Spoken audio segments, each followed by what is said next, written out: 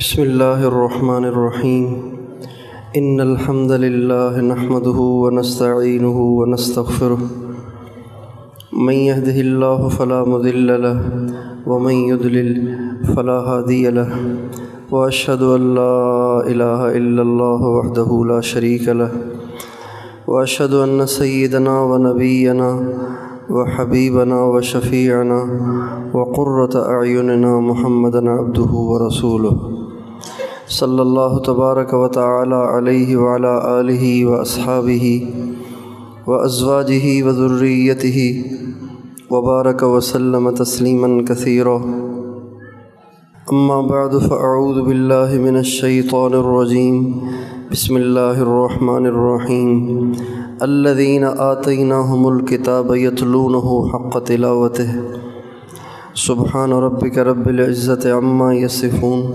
وسلام علی المرسلین والحمد للہ رب العالمین اللہم صلی علی سیدنا محمد وعلی آل سیدنا محمد وبارک وسلم۔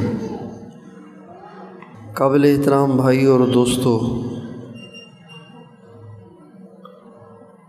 جتنی انسان دنیا کے لیے محنت کرتا ہے، دنیا کے لیے کوشش کرتا ہے اور دنیا کو سنوارنے کے لیے اور دنیا کو خوبصورت بنانے کے لیے ساز و سامان جمع کرتا ہے، اس سے کہیں زیادہ آخرت کی تیاری اور آخرت کو سنوارنے اور آخرت میں راحت کا سامان جمع کرنے کی ضرورت ہے۔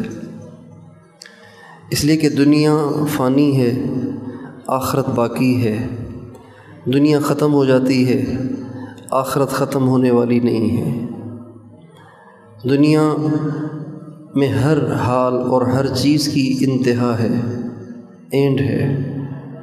دکھ ہے تو وہ بھی ختم ہو جاتا ہے، سکھ ہے تو وہ بھی ختم ہو جاتا ہے، غربت ہے تو وہ بھی ختم ہو جائے گی، اور مالداری امیری ہے تو وہ بھی ختم ہو جائے گی، کامیابی اور ناکامی سب ختم ہو جاتی ہیں۔ لیکن آخرت کا معاملہ چھوٹا نہیں، بہت لمبا ہے۔ اس لیے وہ لوگ بڑے خوش قسمت ہیں جو اپنے مرنے سے پہلے اپنی آخرت کا سامان بنا کر پھر مرتے ہیں، وہ بڑے خوش قسمت ہیں اور وہ بڑے سمجھدار ہیں۔ سمجھداری کی بات یہ ہوتی ہے کہ انسان ضرورت سے پہلے انتظام کرے، یہ سمجھداری کی بات ہوتی ہے۔ جب بھوک لگتی ہے تو اس وقت کھانا پکانا تیار نہیں کرتے، کھانا پہلے سے تیار ہوتا ہے۔ بھوک لگتی ہے تو آدمی کھا لیتا ہے۔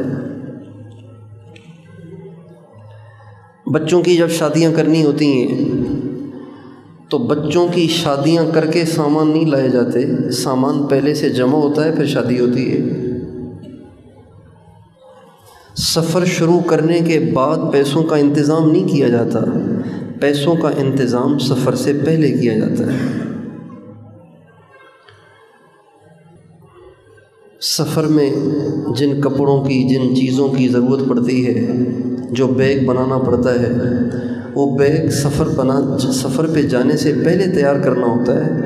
یہ نہیں کہ سفر پہ بھی جا رہے ہیں بیگ بھی تیار ہو رہا ہے، ایسے نہیں ہوتا۔ یہی سمجھداری ہے۔ لیکن کم قسمتی سے آج آخرت کے اتنے لمبے سفر کے لیے ہم کوئی تیاری نہیں کر رہے، حالانکہ اتنے لمبے سفر پہ جا رہے ہیں اور تیاری نہیں۔ ہمارے ہاں لوگ حج پہ جاتے ہیں، حج کا سفر عام طور پر 40 دن کا ہوتا ہے، 1 ہفتے 10 دن کا بھی ہوتا ہے، لیکن ہمارے ہاں سے جو لوگ جاتے ہیں عام طور سے وہ 40 دن کا ہوتا ہے۔ صرف 40 دن ایک چلہ، صرف 40 دن اس کی تیاریاں 2 مہینے پہلے سے شروع ہوتی ہیں۔ اتنے کپڑے، یہ جوتا، یہ احرام کی چادریں، یہ کھانے پینے کی چیزیں، یہ دوائیاں، پھر پوچھتے ہیں کوئی کمی تو نہیں۔ صرف 40 دن کے سفر کے لیے 2 مہینے پہلے سفر کی تیاریاں ہوتی ہیں۔ اے کاش کہ ہم اپنی موت کی تیاری بھی اسی فکر کے ساتھ کرتے، قبر کی تیاری بھی اسی فکر کے ساتھ کرتے، قیامت کی تیاری بھی اسی فکر کے ساتھ کرتے، ہمارے ایک بہت بڑے بزرگ گزرے ہیں، حضرت مولانا یحییٰ صاحب رحمۃ اللہ علیہ۔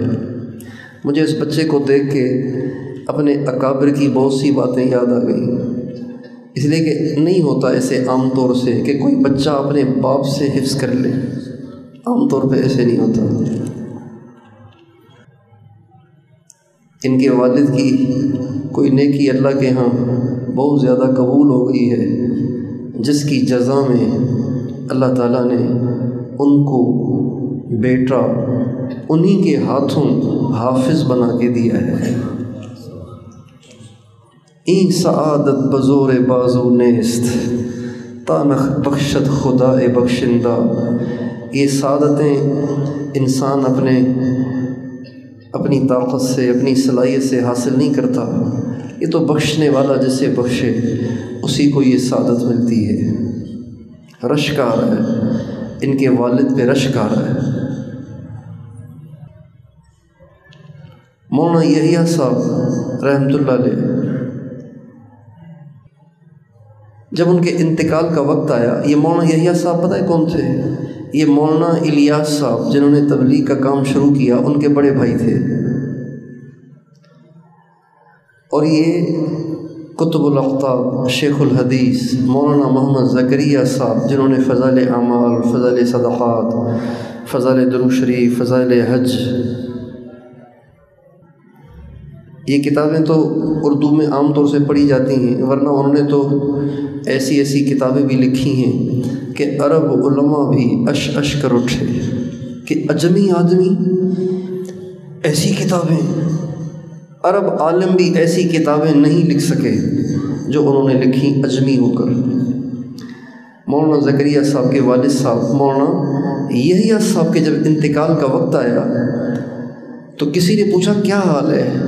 فرمانے لگے اللہ کا شکر ہے، ساری زندگی آج کے دن کے لیے پریشان رہا، فکر مند رہا، تیاری میں منہمک رہا، خدا کا شکر ہے آج مجھے کوئی فکر نہیں، تیاری کر لی ہے، بس اب فلائٹ کا انتظار ہے، بس پرواز کا انتظار ہے۔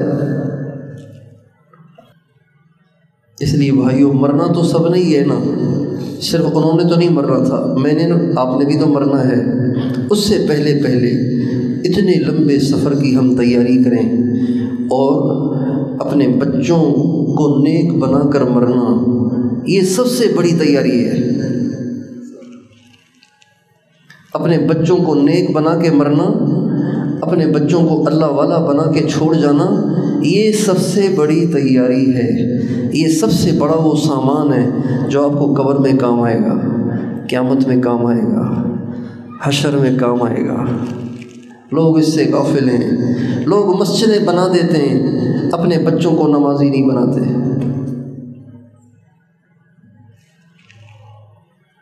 مسجدیں بنا دیتے ہیں، مسجد تو بنا دی شب بھر میں ایمان کی حرارت والوں نے، من اپنا پرانا پاپی تھا برسوں میں نمازی بن نہ سکا۔ مسجدیں بنا کے چلے جائیں گے کہ اس کی نیکیاں ملتی رہیں گی، لیکن کم قسمتی سے بچوں کو نماز بھی نہیں ڈالیں گے۔ حالانکہ مسجد بنا کے چھوڑ جانا اس کا بھی اجر ہے، اس سے بڑا اجر ہے اپنے بچوں کو نمازی چھوڑ جانا، اس کا اس سے زیادہ اجر ہے۔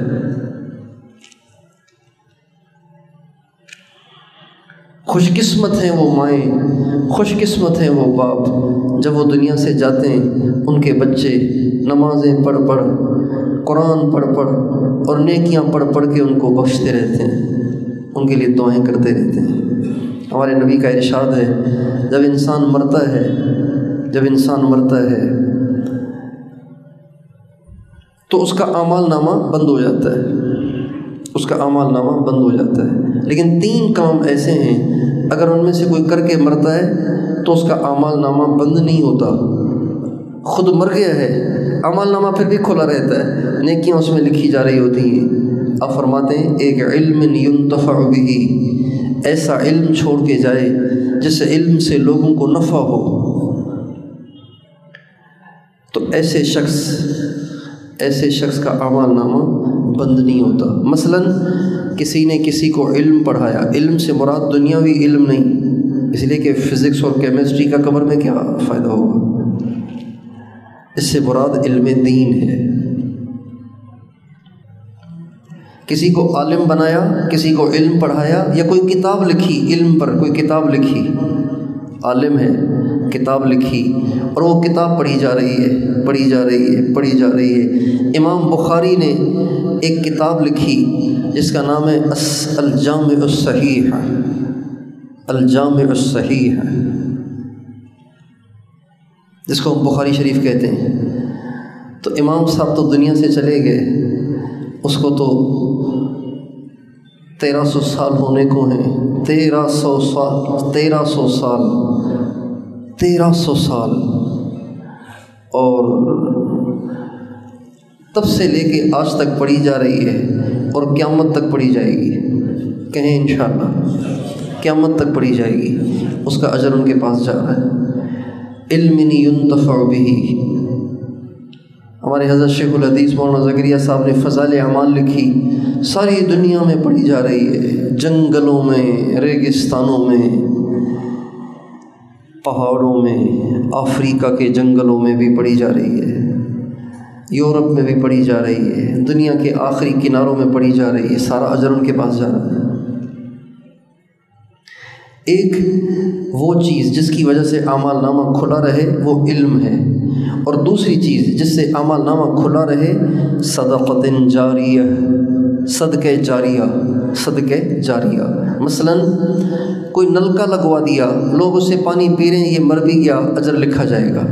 کوئی مسجد بنوا دی، کوئی مدرسہ بنوا دیا، کوئی سائبان بنا دیا جہاں پہ لوگ آ کے گرمی میں بیٹھتے ہیں اور سستاتے ہیں، سانس لیتے ہیں، اس کا اجر ملتا رہے گا۔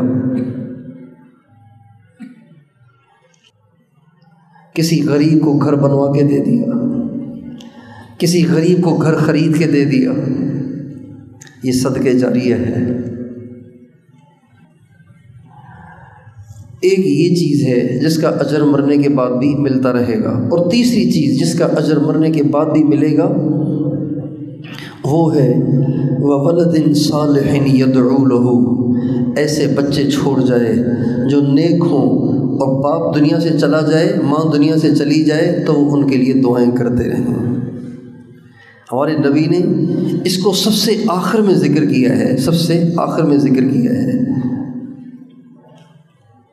کسی چیز کا سب سے آخر میں ذکر کرنا یہ اس کے بڑا ہونے کی علامت ہوتی ہے۔ جب جلسہ ہوتا ہے تو جو اصل مہمان ہوتا ہے وہ سب سے آخر میں آتا ہے نا، سب سے آخر میں آتا ہے۔ وَوَلَدٍ صَالِحٍ يَدْعُو لَهُ، ایسا بچہ چھوڑ جائے، ایسے بچے چھوڑ جائے جو مرنے کے بعد اس کے لیے دعائیں کرتے رہیں، اور ان کی دعاؤں سے اس کے درجات بلند ہوتے رہتے ہیں، بلند ہوتے رہتے ہیں، بلند ہوتے رہتے ہیں، اور اس کے اعمال نامہ نیکیوں سے بھرا جاتا ہے، بھرا جاتا ہے، بھرا جاتا ہے۔ میرے دوستو، آخرت کی تیاری، نیک بچے چھوڑ کے جانا، یہ آخرت کی تیاری، یہ آخرت میں کام آنے والے سامانوں میں سب سے بڑا سامان ہے، سب سے بڑا سامان ہے۔ بہت سے باپ اور بہت سی مائیں کل قیامت کے دن عزت پائیں گی اور ان کی سرخروئی ہوگی ان کے نیک بچوں کی وجہ سے۔ اس لیے اس بات کی فکر رہنی چاہیے کہ میں اپنے بچے جو چھوڑ کے جا رہا ہوں تو ان کو ایسا بنا دیا ہے کہ میرے جانے کے بعد میرے لیے قبر کے ٹھنڈا ہونے کا باعث بنیں گے۔ اگر ایسے بچے چھوڑ گیا جو نماز بھی نہیں پڑھتے، شرابیں پیتے ہیں، ڈانس کرتے ہیں، میوزک سنتے ہیں، برائیاں کرتے ہیں، اوروں کی بیٹیوں کی عزتوں سے کھیلتے ہیں، ایسے بچے چھوڑ کے جائے گا تو اس باپ کی پھر خیر نہیں ہے، چاہے یہ تہجد گزار کیوں نہ ہو، چاہے یہ ہر سال عمرے اور حج کیوں نہ کرتا ہو، اس باپ کی خیر نہیں ہے۔ قبر میں جائے اور پھر اس کے ساتھ کیا حشر ہوتا ہے۔ اس لیے کہ باپ کی ذمہ داری ہے، باپ کی ذمہ داری ہے۔ ایک کلاس کے بچے فیل ہو جاتے ہیں، جو ادارے کا ہیڈ ہوتا ہے وہ ٹیچر کو پکڑتا ہے، آپ کی کلاس کے بچے ہیں، فیل کیوں ہوئے؟ آپ نے ان پہ کیوں نہیں محنت کی؟ آپ بہت چھٹیاں کرتے تھے، ہمارے پاس لکھی ہوئی ہیں، اس کی پکڑ ہوتی ہے۔ ماں باپ کی پکڑ ہوگی اگر انہوں نے بچوں کو نیک نہ بنایا۔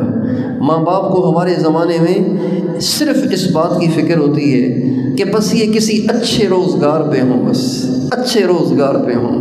اچھے روزگار کے چکر میں وہ ان کو مسجدوں سے کاٹ دیتے ہیں، دین سے کاٹ دیتے ہیں، علماء سے کاٹ دیتے ہیں، حافظوں سے کاٹ دیتے ہیں، قرآن سے کاٹ دیتے ہیں، اللہ اور اس کے رسول سے کاٹ دیتے ہیں، اچھا روزگار ملے۔ اللہ کے بندے، اچھے روزگار کے لیے پیدا ہوئے ہیں ہم دنیا میں۔ ہم دنیا میں اس لیے پیدا ہوئے ہیں کہ ہماری تنخواہیں لاکھوں میں ہوں۔ کیا آپ کو آپ کے نبی کی زندگی یاد نہیں ہے کہ آپ کے نبی کی پوری زندگی فاقوں میں گزری ہے، بھوک میں گزری ہے؟ اور ہمارے نبی کا فاقہ اضطراری نہیں تھا، مجبوری نہیں تھا، بلکہ آپ کا فاقہ اختیاری تھا۔ آپ جان کے فاقہ کرتے تھے، آپ کے پاس ہوتا تھا آپ لوٹا دیتے تھے، اوروں کو دے دیتے تھے، صرف امت کو دکھانے کے لیے کہ غربت عیب نہیں ہے، غربت عیب نہیں ہے، غریب ہونا عار نہیں ہے، غریب ہونا کوئی بری بات نہیں ہے۔ جب سارے نبیوں کا سردار غریب ہے تو یہ غربت پھر عار تو نہ ہوئی، یہ غربت کوئی عیب تو نہ ہوئی، یہ غربت کوئی بری چیز تو نہ ہوئی نا، جب سارے نبیوں کا سردار غریب ہے۔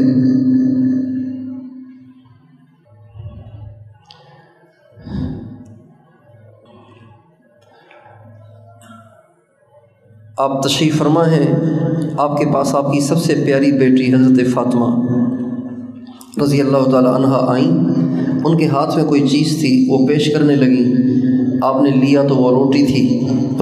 آپ نے کہا یہ کیا ہے؟ تو کہا ابو میرے گھر میں آج روٹی پکی تھی، تو میں نے سوچا پتہ نہیں میرے ابو نے کھائی کہ نہیں کھائی، پہلے ابو کو کھلاؤں پھر خود کھاؤں۔ چنانچہ آپ نے وہ روٹی لی، اس میں سے ایک لقمہ کھایا، پھر آپ نے فرمایا یا بنیۃ ھذا اول طعام اکلہ ابوک منذ ثلاثۃ ایام، میری بیٹی آج یہ پہلی روٹی ہے، پہلا لقمہ ہے جو تیرے باپ کے پیٹ میں 3 دن کے بعد جا رہا ہے۔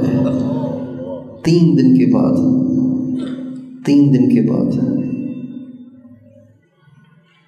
اگر ہم ناشتہ نہیں کرتے تو 2 بجے چکر آنے لگ جاتے ہیں۔ غریب ہونا عیب تھوڑی ہے، غریب ہونا تو بلکہ فخر کی بات ہے۔ میرے نبی بھی غریب تھے، ہم بھی غریب ہیں، اللہ کا شکر ہے۔ ہمارے نبی کا ارشاد ہے قمت علی باب الجنہ فکان عامۃ من دخلها المساکین، میں جنت کے دروازے پہ کھڑا ہوا کہ دیکھوں کہ کون اندر جاتا ہے، کون کون جا رہے ہیں۔ تو آپ فرماتے ہیں میں جنت کے دروازے پہ کھڑا ہوا تو میں نے دیکھا کہ جنت میں جانے والے زیادہ تر غریب تھے۔ مالداروں کو ان کے مال کا نشہ دین سے دور کر دیتا ہے، اللہ سے دور کر دیتا ہے۔ وہ حرام کاریوں میں پڑ جاتے ہیں، حرام کاریوں میں پڑ جاتے ہیں، حرام کاریوں میں پڑ جاتے ہیں۔ اور اگر وہ دیندار ہوں تو ان کو شادیوں کا شوق چڑھ جاتا ہے، پیسہ زیادہ ہے لہذا اب ایک پہ گزارا نہیں ہے، ایک شادی، دوسری شادی، تیسری شادی، چوتھی شادی۔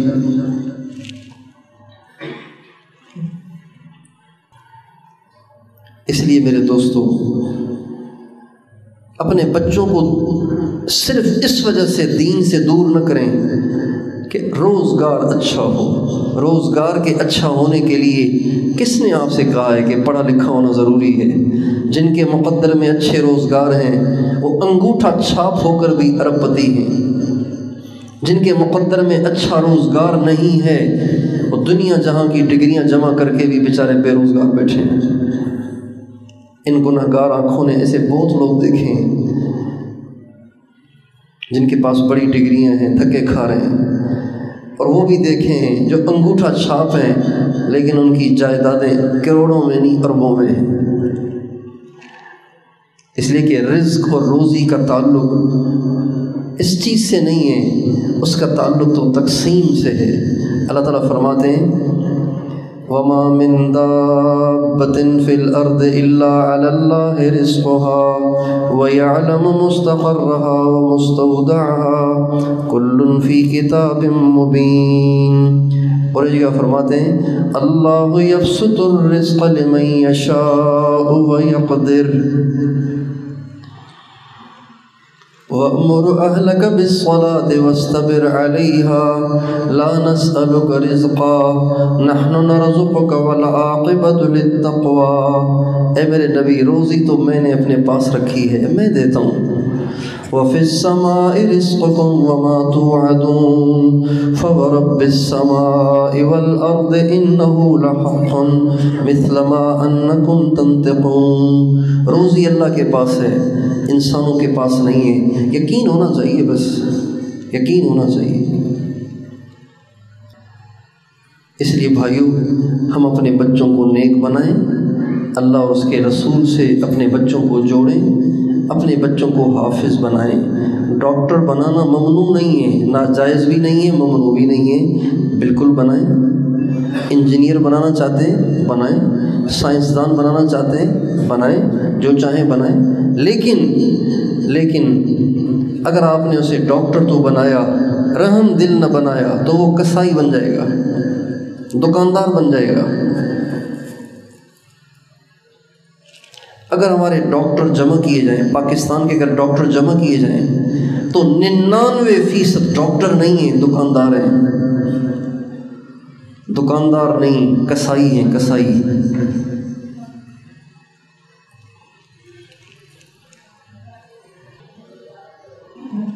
اگر ہمارے افسر جمع کیے جائیں، بڑی پوسٹوں کے لوگ اگر جمع کیے جائیں، سب کو جمع کیا جائے، 99% ان میں چور ہیں، بددیانت ہیں، کرپٹ ہیں، اکا دکا اچھے بھی ہیں۔ کیوں؟ اب ان کی ماؤں نے، ان کے باپوں نے ان کو پڑھایا تو بہت، اور ادھر ادھر سے کہلوا کے، سفارشیں کروا کے ان کو بڑے عہدے تو دلوا دیے، لیکن ان کو نیک نہیں بنایا، لہٰذا وہ عہدے ہضم نہیں ہوئے، وہ شہرت ہضم نہیں ہوئی، وہ پیسہ ہضم نہیں ہوا، سرکاری گاڑیاں لیے اپنی بیویوں اور بچوں کو گھومتے پھر رہے ہیں۔ کیا یہ جائز ہے؟ سرکاری پیٹرول پر وہ بیویوں کے ساتھ پکنک منا رہے ہیں، بچوں کے ساتھ پکنک منا رہے ہیں، اپنے دوستوں کے ساتھ پکنک منا رہے ہیں۔ کیا یہ جائز ہے؟ حرام خور بنا گئے، اپنے بچوں کو پیسے والا تو بنا گئے، لیکن ان کو نیک نہیں بنایا۔ اور ایسے بھی ہیں جو بڑی پوسٹوں پہ ہوئے، لیکن اللہ کا خوف ان کے دلوں میں ماں باپ کی محنت سے بیٹھ گیا، لہٰذا ساری زندگی انہوں نے کبھی 1 روپیہ بھی نہیں کھایا۔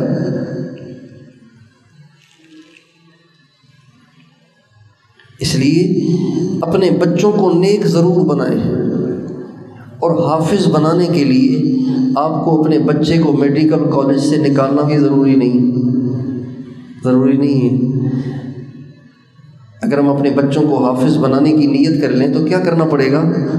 صرف اتنا کر لیں کہ پرائمری پڑھا لیں، پرائمری، اس کے بعد 2 سال روک دیں، کسی حافظ صاحب، قاری صاحب کے حوالے کر دیں کہ جی میرا بچہ 2 سال کے لیے آپ کے پاس ہے، آپ اس کو حافظ بنا دیں، آپ اس کو حافظ بنا دیں۔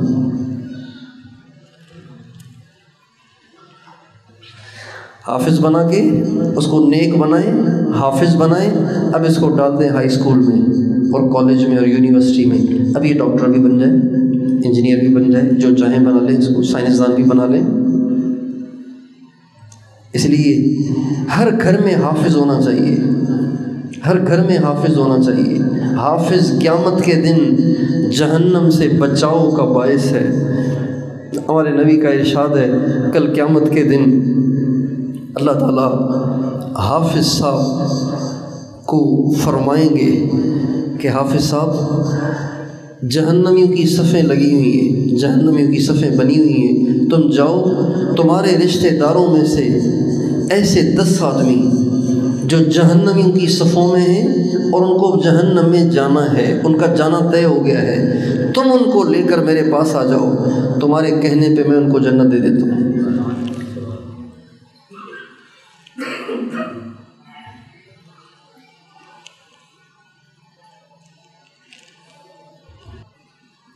کتنا بڑا اعزاز ہے۔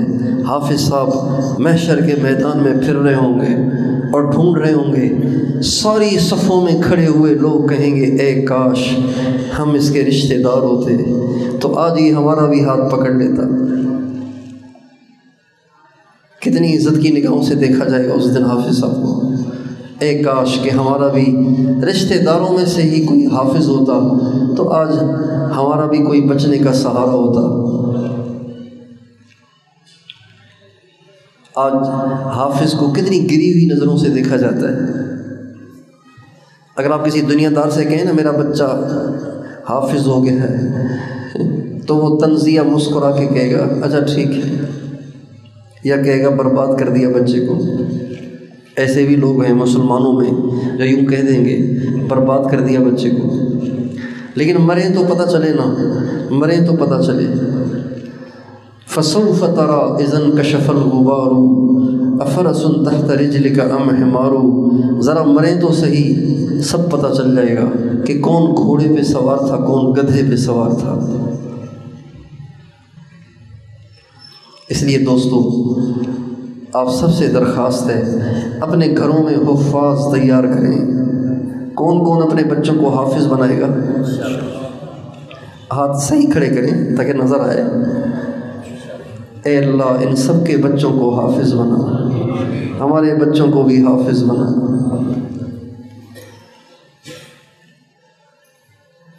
ہمارے نبی کا ارشاد ہے جس نے بچے کو حافظ بنایا اس کے ماں باپ کو قیامت کے دن عزت کا تاج پہنایا جائے گا، تاج پہنایا جائے گا، اور ساری دنیا کے سامنے جہاں حضرت آدم سے لے کے ہمارے آقا تک سارے انبیاء ہوں گے، اولیاء ہوں گے، سارے انسان ہوں گے، سارے جنتی ہوں گے، ان سب کے سامنے ماں باپ کو تاج پہنایا جائے گا۔ اور حافظ صاحب سے پتہ ہے اللہ کیا فرمائیں گے؟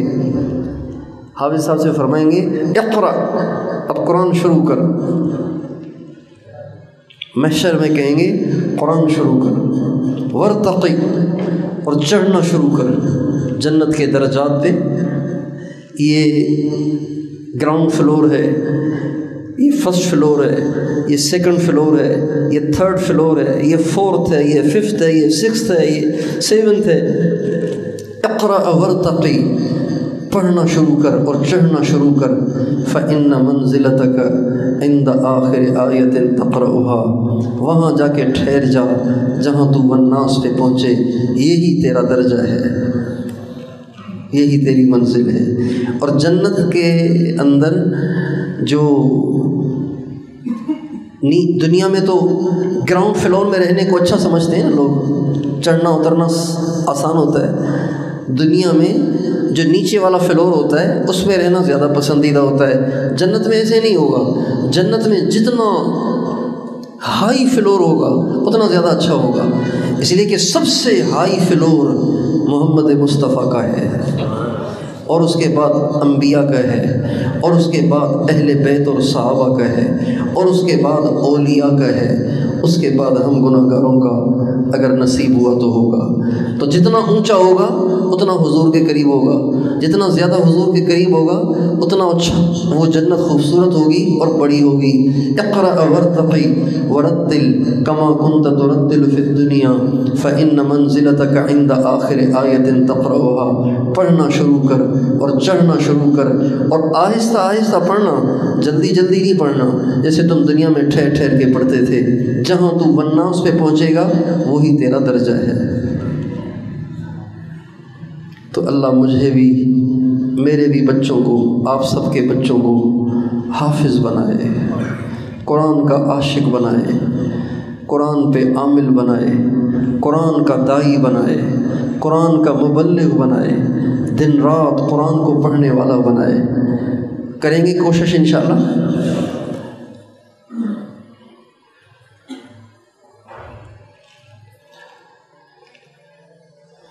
دوسری بات، دین آتا ہے صحبت سے، دین آتا ہے ماحول سے۔ ابھی پورے صوبے سندھ کا اجتماع ہو رہا ہے سانگھڑ میں اجتماع ہو رہا ہے پورے صوبے سندھ کا، ڈہرکی سے لے کر کراچی تک پورا سندھ سانگھڑ میں جمع ہوگا۔ آپ سب سے درخواست ہے کہ سانگھڑ کے اجتماع میں شرکت کیجیے گا۔ 13 کی شام سے شروع ہوگا، 13 فروری کی شام یعنی پیر کے دن عصر کی نماز سے شروع ہوگا اور بدھ کے دن صبح دعا ہو جائے گی۔ تو یہ 1.5 دن کا اجتماع ہے، آپ سارے دوست اس میں شرکت کی نیت کریں گے انشاءاللہ۔ تیسری بات یہ کہ اللہ تعالیٰ توفیق دے، اپنے آس پاس اہل اللہ اگر ملیں تو ان کی صحبت میں بیٹھا کریں۔ اہل اللہ کی صحبت میں بیٹھ کے انسان اللہ والا بن جاتا ہے، اور بروں کی صحبت میں بیٹھ کے انسان برا بن جاتا ہے۔ اللہ والوں کی صحبت کو اپنی ضرورت سمجھیں، کریں گے کوشش انشاءاللہ۔ اپنے گھروں کا ماحول بنائیں۔ فضائل اعمال کی کتاب جو مسجدوں میں آپ کو نظر آتی ہوگی، یہ کتاب خرید لیں، اپنے گھروں میں روزانہ 15-20 منٹ اپنے سارے گھر کے افراد کو، عورت کو، بچوں کو، سب کو پڑھ کے سنایا کریں۔ اس سے آپ کے گھر میں دین آئے گا، آپ کے گھر میں نیکی آئے گی، آپ کی بیوی کو، آپ کے بچوں کو نماز کا، قرآن کا شوق پیدا ہوگا اور بے دینی ختم ہوگی۔ کریں گے کوشش انشاءاللہ۔ اللہ تعالی ہم سب کو توفیق عطا فرمائے۔ ابھی انشاءاللہ ہم توبہ کے اور بیعت کے کلمات پڑھیں گے۔ جو بھائی پچھلی زندگی پہ توبہ طائب ہونا چاہتے ہیں اور آگے نیک بن کر زندگی گزارنا چاہتے ہیں اور اس نیت سے بیعت ہونا چاہتے ہیں، تو ابھی ان کو توبہ کے اور بیعت کے کلمات کہلوائے جائیں گے۔ ان کلمات کو میرے ساتھ ساتھ سچے دل کے ساتھ کہتے جائیے۔ کہیے، بسم اللہ الرحمن الرحیم، لا الہ الا اللہ محمد الرسول اللہ،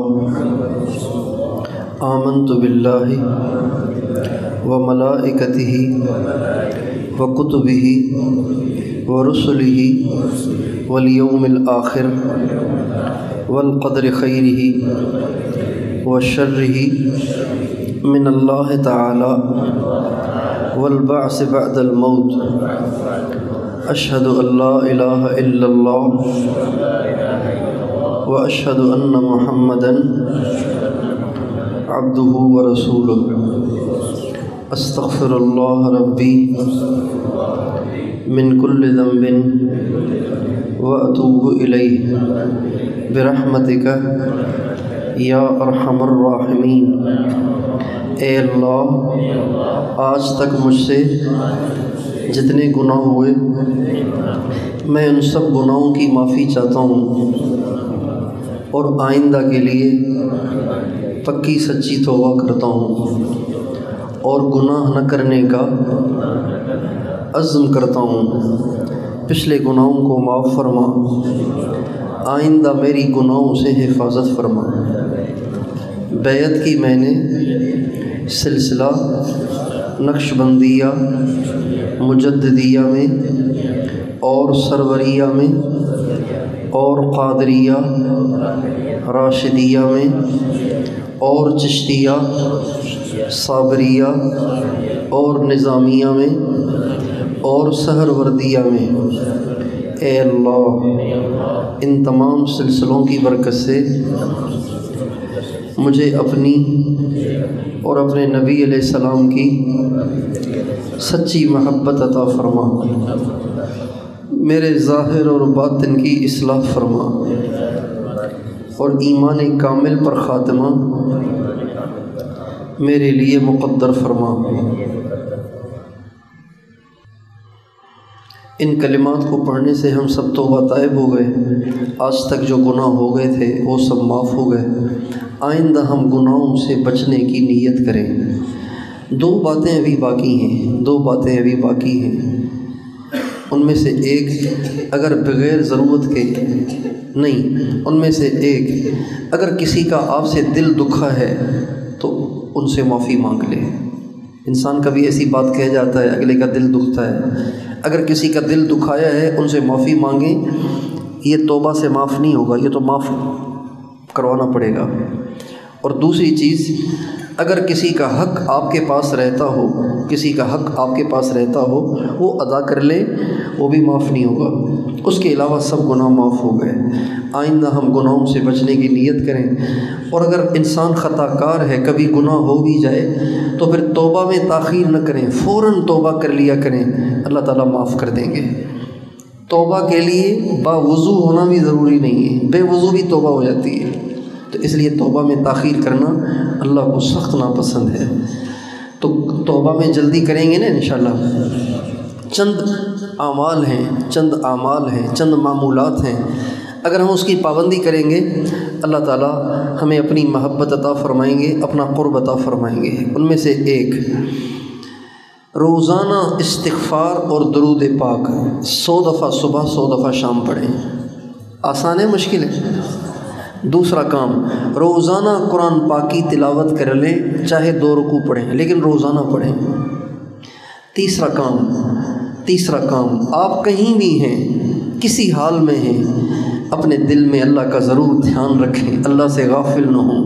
ہر وقت اپنے دل میں یہ دھیان رکھیں کہ اللہ دیکھ رہا ہے، سن رہا ہے، ایک دن میں نے مرنا ہے، اللہ دیکھ رہا ہے، سن رہا ہے، مرنا ہے۔ کھا رہے ہیں، پی رہے ہیں، چل رہے ہیں، بیٹھے ہوئے ہیں، لیٹے ہوئے ہیں، گاڑی چلا رہے ہیں، دفتر میں ہیں، دکان میں ہیں، کہیں بھی ہیں، دل میں یہ دھیان، اللہ دیکھ رہا ہے، سن رہا ہے، مرنا ہے۔ اس کی مشق کریں۔ یہ 3 کام ہو گئے۔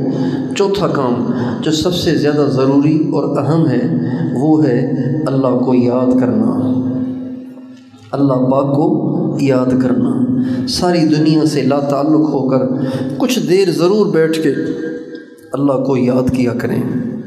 اللہ کو یاد کرنے کے 2 طریقے ہیں، ایک تو ہے زبان سے یاد کرنا، اللہ اللہ اللہ اللہ، یہ ہے زبان سے یاد کرنا، اور ایک ہے دل ہی دل میں یاد کرنا، خیالوں میں اللہ کو یاد کرنا۔ اس کا طریقہ بہت آسان ہے، وہ یہ ہے کہ آنکھوں کو بند کر لیں، اپنے سر کو جھکا لیں اور اپنے دل پر توجہ رکھیں۔ بائیں طرف سینے میں بائیں طرف پستان سے 2 انگلیاں نیچے جو جگہ ہے یہ دل کی جگہ ہے، یہاں پہ دھیان رکھیں اور اس بات کا تصور کریں کہ اللہ کا نور عرش سے میرے نبی کے مبارک دل میں جا رہا ہے، اور وہاں سے مشائخ کے دلوں میں، وہاں سے وہ نور میرے دل میں داخل ہو رہا ہے، اور میرا دل اللہ اللہ اللہ کہہ رہا ہے۔ اس کو کہتے ہیں مراقبہ۔ یہ بھی اللہ کو یاد کرنے کا ایک طریقہ ہے، اور یہ بہت مفید طریقہ ہے۔ کچھ دیر ہمیں اللہ کو یاد کرنا ہے، اور اس کی آسان صورت یہ ہے کہ آپ نماز تو ہم نے پڑھنی ہے، نماز کے بغیر تو اسلامی باقی نہیں رہتا، نماز تو ہمیں پڑھنی ہے۔ ہر نماز سے فارغ ہو کے فوراً نکل نہ جائیں، 5-7 منٹ آنکھیں بند کر کے بیٹھ جائیں اور بیٹھ کے اللہ کو یاد کریں۔ ہر نماز کے بعد 5-7 منٹ، ہر نماز کے بعد 5-7 منٹ، یہ 4 کام کرنے ہیں۔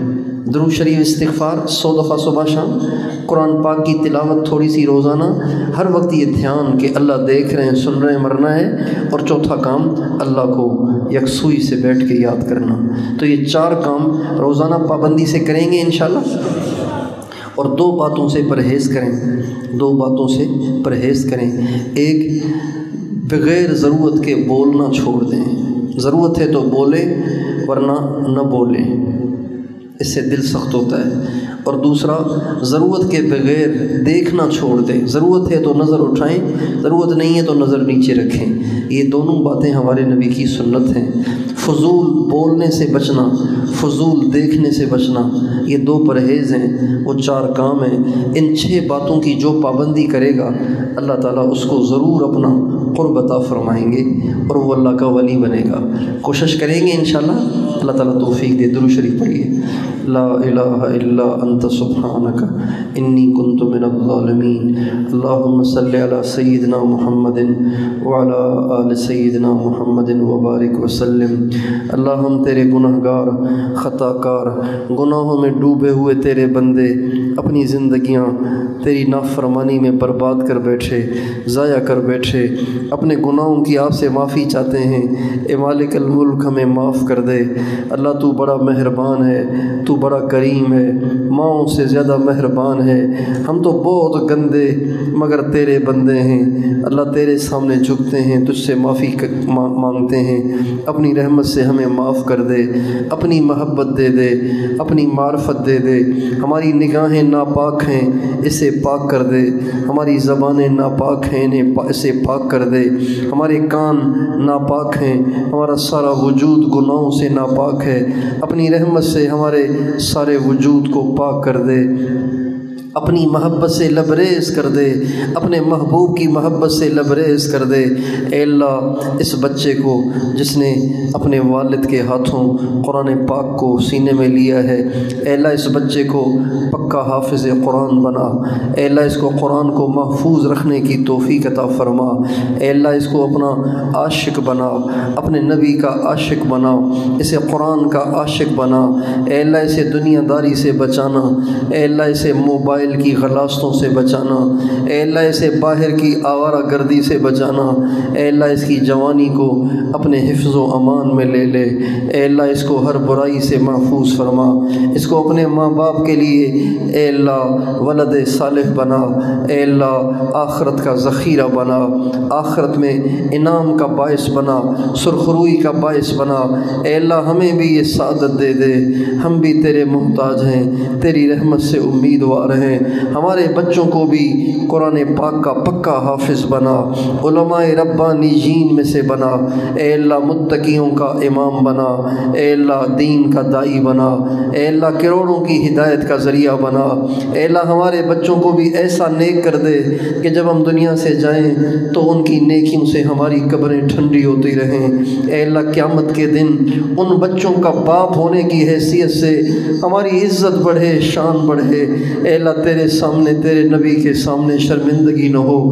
اے اللہ محشر کی شرمندگی سے بچا، اے اللہ محشر کی بے عزتی سے بچا، محشر کی ذلت سے بچا، اپنے نبی کے سامنے شرمندگی سے بچا۔ اے اللہ اپنے اکابر کے سامنے شرمندگی سے بچا۔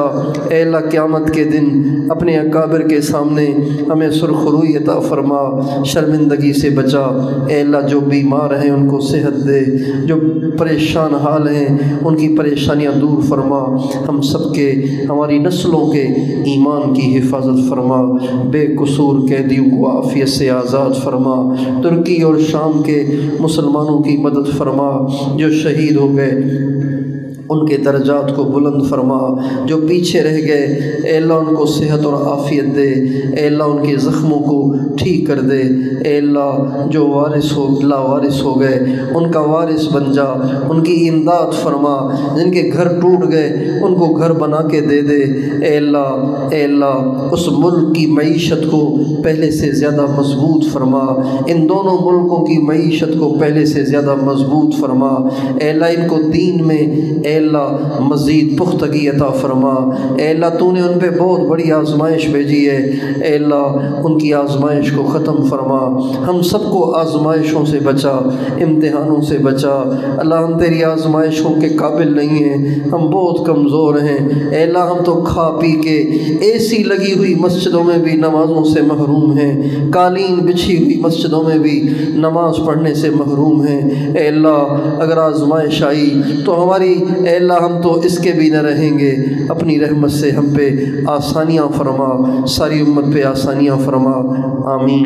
صلی اللہ علی النبی الکریم وعلی آلہ وصحبہ اجمعین برحمتک یا